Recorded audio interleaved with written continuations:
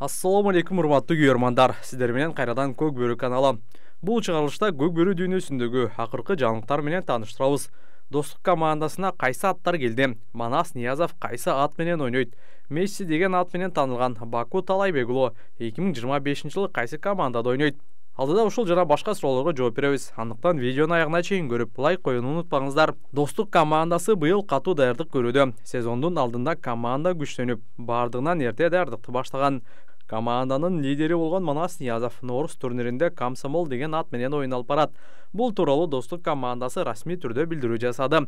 Бул аргамакты буга чейин Дастан Русланов Астанадагы көчмөндөр оюндарында минген. Ал эми достукта Улан Насакеев ойноткон. Манас менен Комсомолдун тандеми кандай болот деп ойлойсуздар? Комментарий жазыңыздар.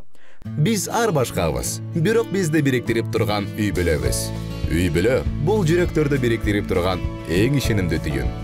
О мобилдик операторунун үй бүлө премиум тарифы.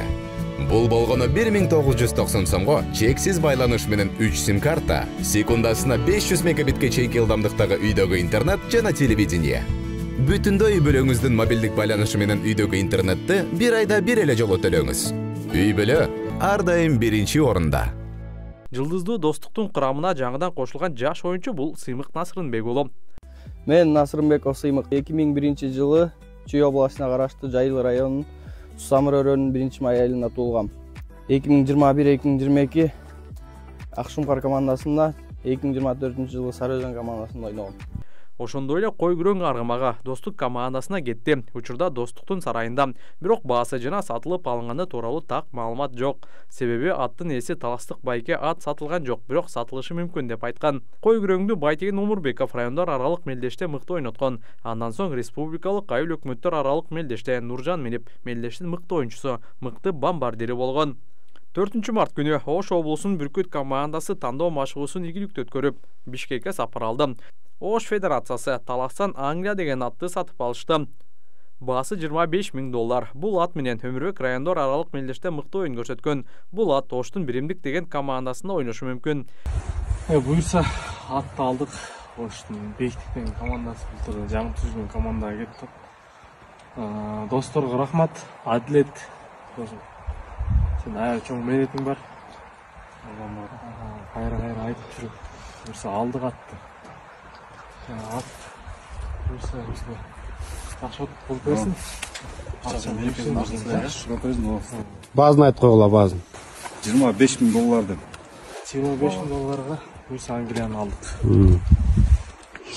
Бийиктик командасында быйыл буга чейин Ак Дибирсте ойногон Кутман Бактыбек уулу менен Бекназар Кулмурза уулу өтүштү. Кутманга Турумтай деген атты алып беришти. Ынтымак командасы дагы Бишкекте жалда машыгуу жыйынын өткөрүүдө. Анын жүрүшүндө Өмүрбек Эсен уулу мурунку Намас деген аттын баласы Намыс деген атты минип оюн көрсөтүүдө.